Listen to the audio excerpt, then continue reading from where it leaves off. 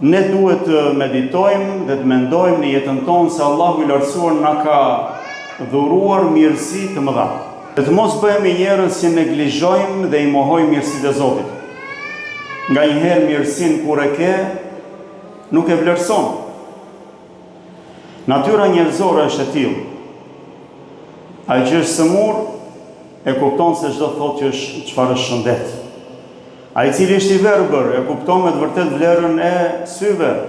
Ai që është shurt me mec, ai e kupton me të vërtet se në çfarë mirësie janë ata të cilët dëgjojnë dhe flasin.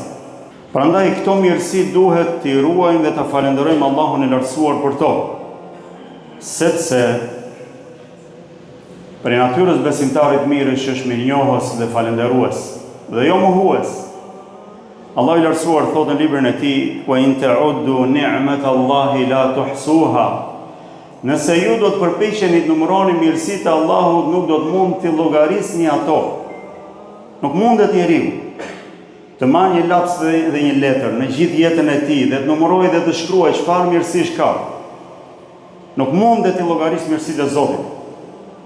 Janë shumë, por a i konsiderojmë mirësi apo jo? Apo i konsiderojmë thjesht merita që ne e meritojmë t'i kemi? E pse ne e meritojmë t'i kemi ndërsa ka të tjerë që janë sprovuar dhe nuk i kanë?